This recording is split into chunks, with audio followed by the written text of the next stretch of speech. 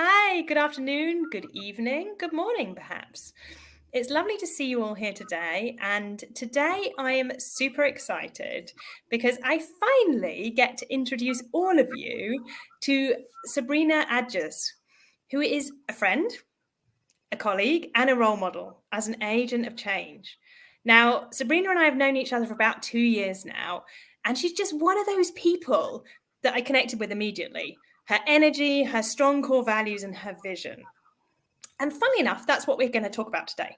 So, Sabrina's vision as we launch the Green Vision Summit and Expo, which is the 30th to April to the 2nd of May 2024. It doesn't actually sound that long away now, Sabrina, as we've been talking about this for quite a while. But I never feel I could really do Sabrina justice when I introduce her.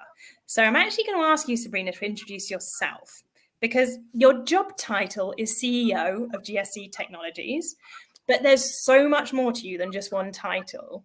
And I'd love to give you the space to share with our audience a bit about who the feeling of who you are. Thank you, Sarah. Thank you for this kind introduction.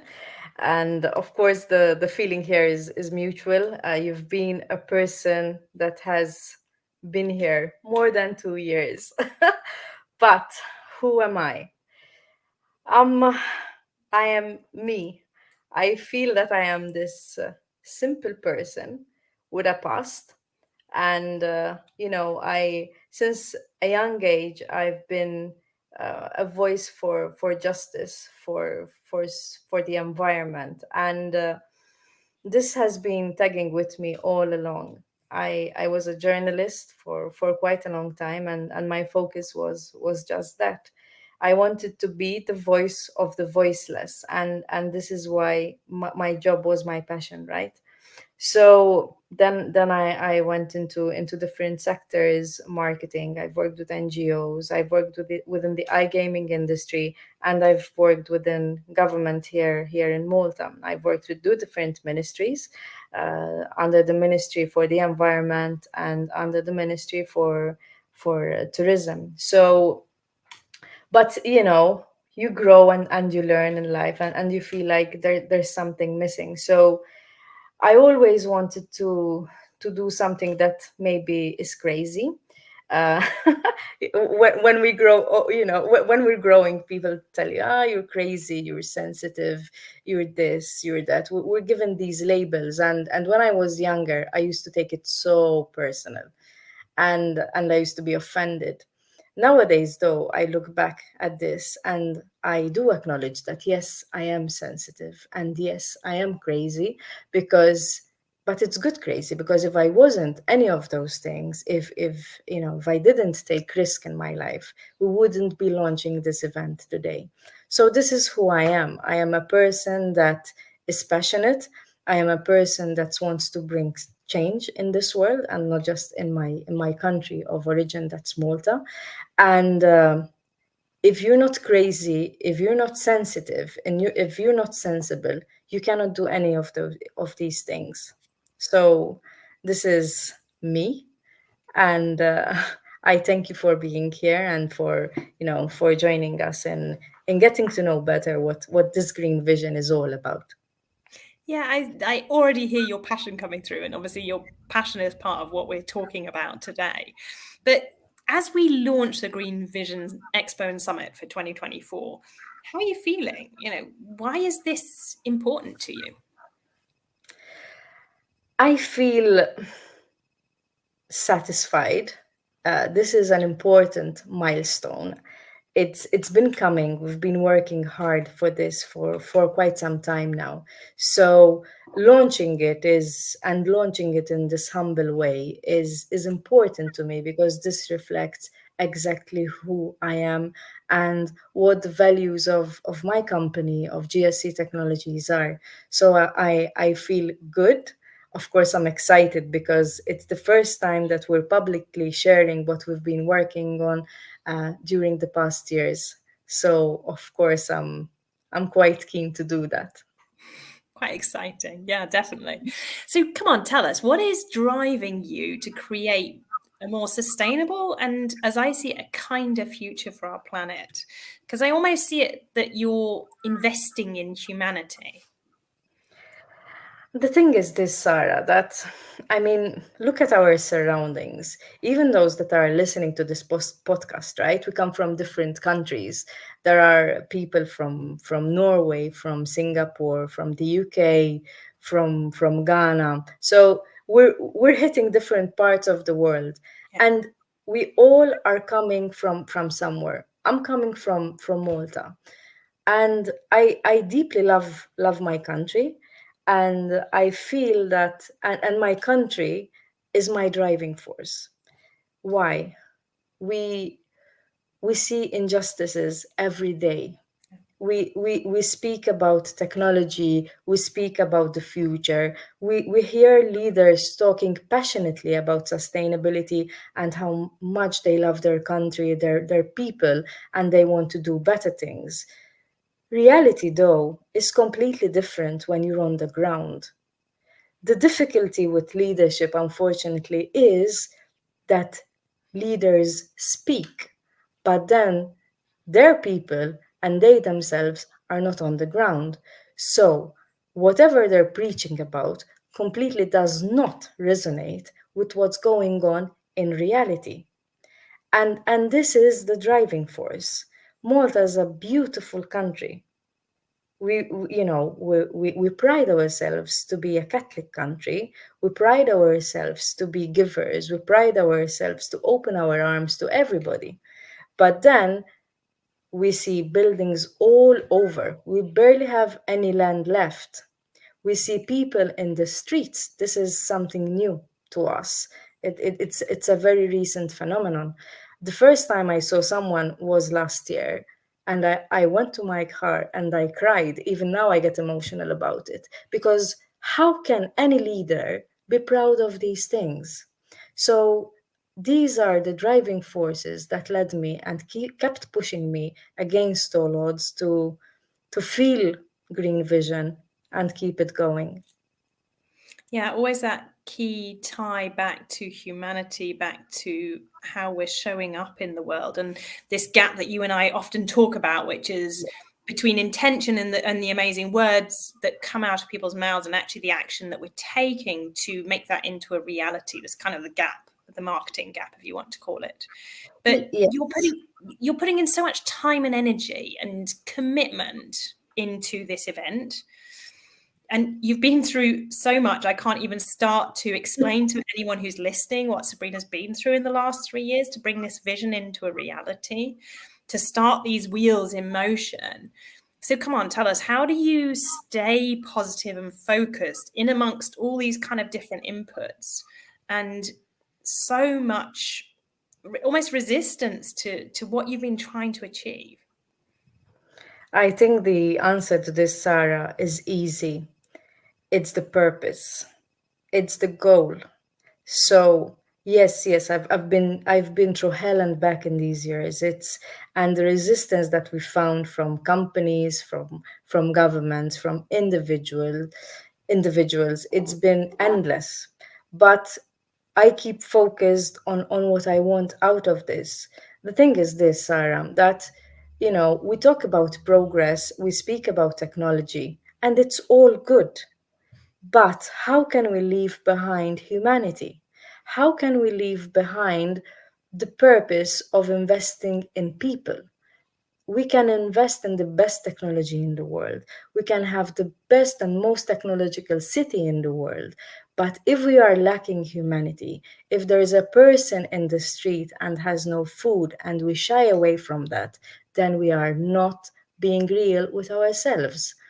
And there are big countries in the world. There are countries that are, far ahead than Malta. But if they see someone dying in the street, that person is left there and no one cares. So, how can we speak about progress when we have these things happening around us? How can we be proud as people, irrespective of where we are in the world, and let people in mere conditions, even at their place of work. How can we be proud to support injustice at the place of work? How can we support companies that are mistreating workers? This is this is my drive, Sarah. Yeah, no, it's coming through loud and clear. Your purpose uh, to create equality in the true sense of the word, and actually enable people to create that future vision. It's not just about obviously holding people accountable. It's actually showing them a better future, and helping them engage and enable to create that. So, you just spoke about pride. I wonder, what is it that you're most proud of achieving? Well, this might be, random, but building Green Vision has been a tough mission. It's been nearly impossible. We've had so many people on board. So, my reply to you is that I am proud of my team.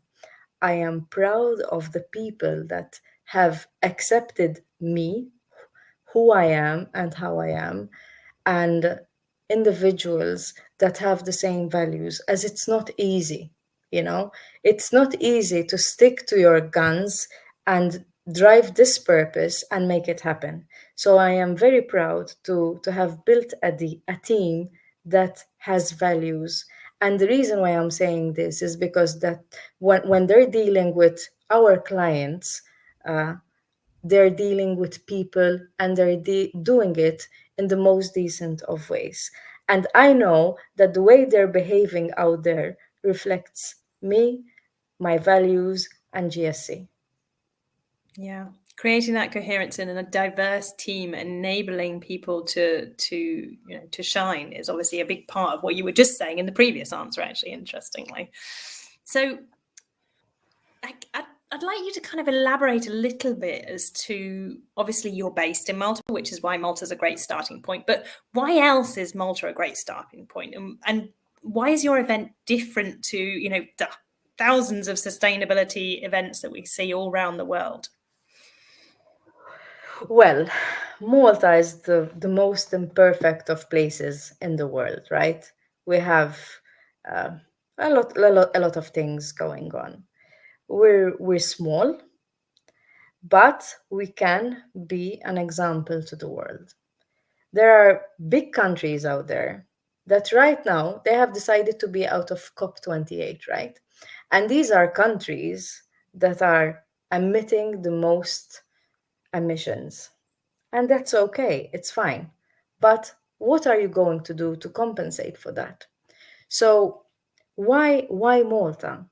First of all, Malta is in the middle of the Mediterranean.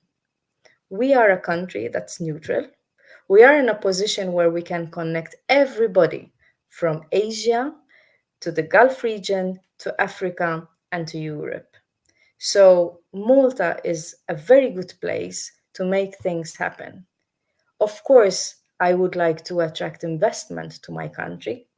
I would like to offer an opportunity to our people because the opportunities are there. And this is why Malta, because we can do it. Mm.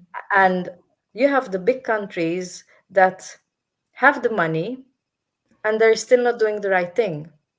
They make pledges and they're not following them. So I want my country to be a leader in this and to show them that, listen, you guys, you countries are doing so much harm than we are doing.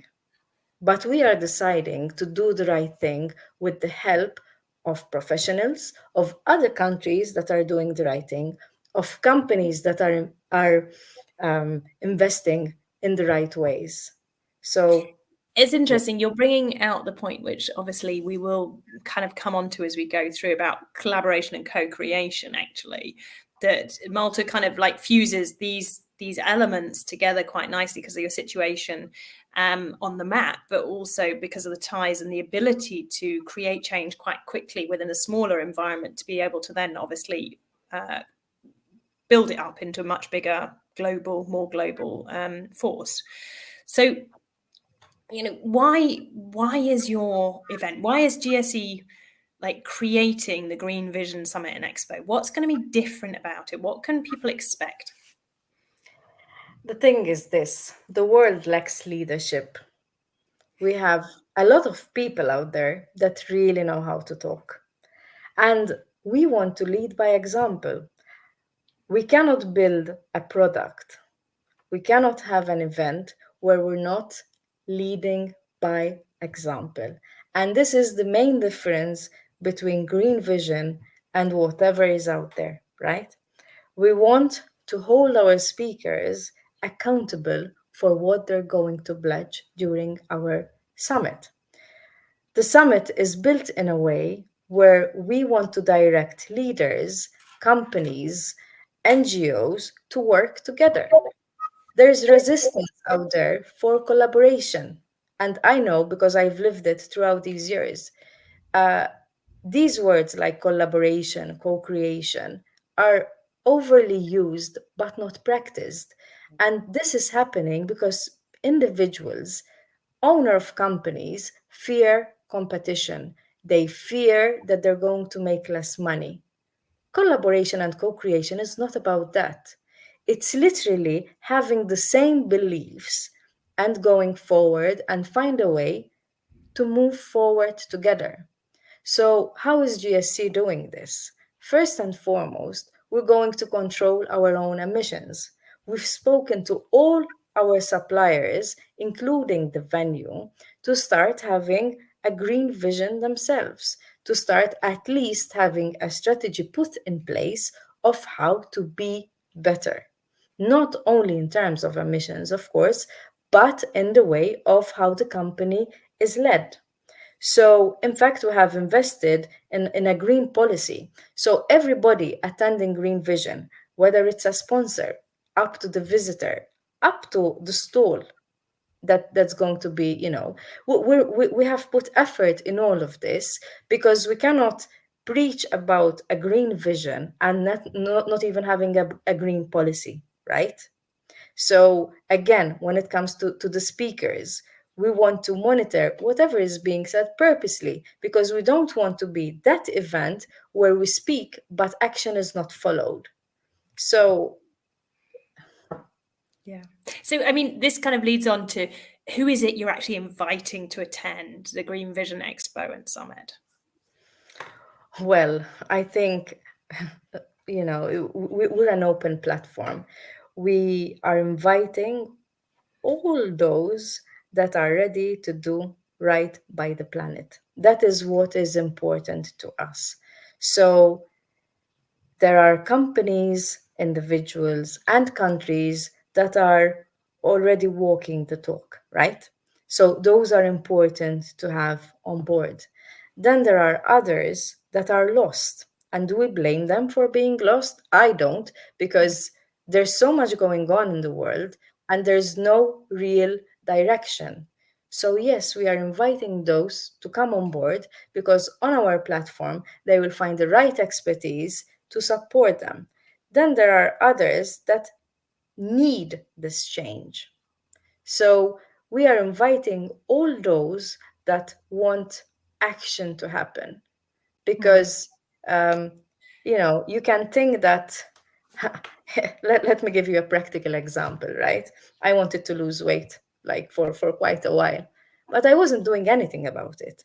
So how can I lose weight or lose fat, whatever, it can be, and I'm not doing anything about it. So I had to take action, either speak to a nutritionist or book a gym. And this is the same thing.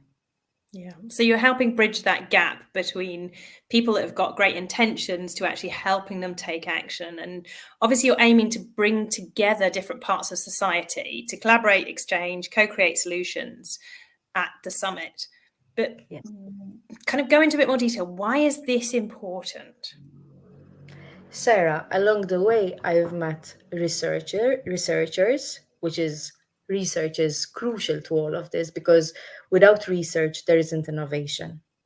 I've met business people and governments.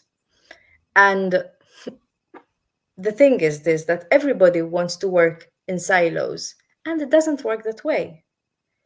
We need one another to succeed.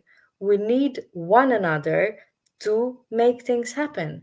Because if we speak about sustainability, if we speak about change, if we speak about things that need to happen, but yet there's resistance on how we're going to do things, then there is a problem. And on Green Vision, on our platform, we want to find solutions. We want to find a way forward because we can coexist. We can work together. And all this is important not for the scientist, not for the professor, and neither for, for that person that is a leader.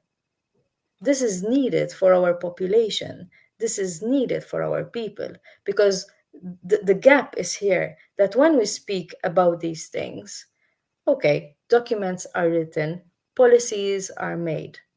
But how is this being received by the man on the street?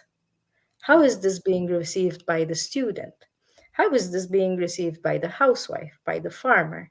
And this is why we're opening our platform to the general public, because we believe that the general public should be a part of this, even if they do not necessarily understand everything. But at Yeah. least this would be the first time that they are given an opportunity to be part of it. And this is how we want to bridge the gap. I Yeah, think you this is. talk about the gap and the sort of like the almost like the greenwashing gap between like businesses and also what's actually happening on the ground. And you're talking about moving us into meaningful action. But I guess the crux of it is, how's your event going to help businesses and organizations move away from just the good intentions and really take positive action? Greenwashing is a thing, and it's becoming tiring, really, because it's tiring because I do understand that, of course, companies want to show that they want to do the right thing, but that can translate into misinformation, which I believe is a great injustice, especially if we want to bridge that gap. And what your question is really important because this is where GSE Technologies and Green Vision are leading by example. This is why we created the green policy. Why? Because it's through action that we can help the people and businesses coming to do the right thing. And this is the reason why our platform is bridging the gap between, uh, you know, can I do this to I want to do this? And we're going to have the right professionals on board to make that happen. It's And interesting you say this actually, because often it is the gap between I want to do this, but I don't actually know how, and I don't know where to start, and I don't know who to ask where I start because people are put into head of sustainability roles, and yet they're not actually sure as to what the levers are to pull, how to create that change. And so you're trying to bridge that gap and support people, and this is obviously why you and I are totally aligned that co-creation and collaboration is the way forward to share, to enable one another, to share best practices, to share what's actually going right as much as what's not. But sustainability is such a huge and a diverse topic. Your program for 2024 focuses on like three key themes as I see it. You've got humanity, you've got technology, and you've got the future. So yeah, how does this align with your key values, and why do you see this as fundamental to creating a more sustainable future for life on Earth? we usually tend to tackle each topic separately: humanity, technology, and the future. What we tend to forget that all these three coexist and they have to work together. Yeah. So the summit agenda is built in a way that will translate this into action through our speakers. We're focusing on these coming topics. One of them is energy. There's the renewable energy and there's fossil fuels. What's the way forward in this sector? Then there's food security and water. Again, lack of land and lack of food. This is important because it's vital to us. We need energy for our daily needs. Then there is impact investment. impact investment is crucial in this case because we know that generally investment companies invest in what brings them more money. How is this going to change? Are we going to keep investing in that, or is it time to change that? Sustainable tourism.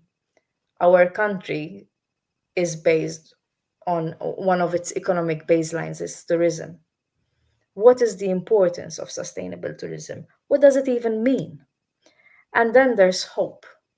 Hope is crucial because the world needs it and we all need it. And we have speakers in every section of the summit that will keep in line humanity, technology, and the future. So every topic that will be discussed will have the same baseline. Yeah. I Separately mean, from, I was just gonna say that, like, obviously everything that we talk about is like this core value of humanity because it comes up so strongly with you and is so visible in the values that you hold. But what is it about the fundamental grounding in humanity that's so important for for the summit? Sarah, there's no world without humans. And you can have the best company in the world, but how proud would you be as a leader if your employees want to leave your company, if citizens want to leave your country? I think that speaks volumes. And this is what we have to think about. We Mm. always have to think about people. People are not numbers. And consumerism has at us from the inside. We've created products that we don't even need. We do the impossible to make people buy things that they don't really need. We have all these commodities, and yet people are lonely, yet people are sad. Yet people think that they can become rich overnight because of social media. And this has to change because that is not reality. Reality is completely different. So we have to look at these challenges and see what we're doing wrong. How can we speak about happiness when there's so many mental health issues, when where there's so many suicides and these pass unnoticed? We speak about emancipation, yet women are left behind. So what is reality? And humanity is about that. I want to be the type of leader that I look in the mirror every day. I hate the mirror, mind you, so I won't do it. But I want to be proud that my employees are happy, that they're not scared to come and speak to me and tell me, listen, Sab, this can be done in this way. Yeah, And totally. this is not about it's about giving space. So we need to invest in our youths and in our innovators and give them the space. That is how we make people hopeful and give them an opportunity. Yeah, we enable people to be the best form of themselves, to contribute in the way that they can. And this is obviously the area you and I completely align on is, human leadership. You can call Yes. it one of it. And any number of things is if we're going to connect with people and engage them in what they're doing, it's about how we do it, not about, all the detail and the numbers and the statistics and the bottom line, because otherwise we don't get people showing up. But perhaps we kind of shift gear a little bit onto, you've talked a lot about the kind of change that you want to create and this kind of shared future vision. But what's the one change that you believe would need to happen to enable more people to engage and to take action towards creating this kind of future vision? It's individual responsibility. Mm. We have to take responsibility and own it. I cannot look at you, Sarah, and say, nah, it's not my job to educate people. There's Sarah to do that. No, it is up to every one of us. When we're walking in the street, up to being at home. You know, A household is made of parents and children. It is up to them of how they want to their family to function, right? Ultimately, Sarah, we're all leaders, starting from the home. Yeah. If you let your son or daughter with no discipline whatsoever, you wouldn't know what their future is going to be. You can discipline them, and you still can not know what their future is going to be, but at least you would know that you tried to implement some sense of ownership and a sense of being that this is right and this is wrong. Now imagine that context on a village or on a city. The leader has more responsibility. If you put that on a country, imagine what the responsibility is. And same goes for the whole world. So each and every one of us is responsible towards this change, but it is up to the bigger leaders to educate each and every one of us. Yeah. So So, going on that track, how do we bring these people together with this responsibility, with the power, if you want, to make these changes? What are the kind of things we can do? well, I first and foremost we have to listen. So we everybody listens, but what comes out of it, really and truly? So listening takes different shapes and forms. After listening comes the process. How are we going to educate people? So, and there are so many ways, Sarah, of how to do this on being on the ground. In fact, GSC Technologies, after Green Vision, of course, because we don't stop at Green Vision, a couple of months ago, we have outlined our initiatives. And how are we going to do this? First and foremost, we want to build a real village. So we're going to create an actual eco village to show people how we should live sustainably. Um, we're going to invest in green talks to continue targeting leaders and businesses. We're going to do awards. And following that, we want to do a green concert targeting the general public. And we are working on another initiative. It's all in place, but we will launch it soon. But again, it's targeting the business community, Yeah. the political people, but also the general public, because the general public should be at the focus of everything that we do. So, what advice would you give to effectively the general public, to anyone that's listening to this talk, as to how they can participate and how they can help to create a more sustainable future? Well, first and foremost, they have to come to terms with their reality, with their surroundings, and how they can make it better. So I am the leader of Green Vision Summit and Expo. Does that mean that I'm perfect in what I do? Absolutely not. I'm not. I still drive a car because I have to, right? So we have to think how we can be better individuals, not just at the place of work, but when we're communicating with people, when we're communicating with possible business partners, and think of ethical business, let's say. Today, I read a very nice message from someone uh, talking about empathy economy. I'm like, this is what we're doing. And it is such an important concept. And it made me think, like, this is what we're all about.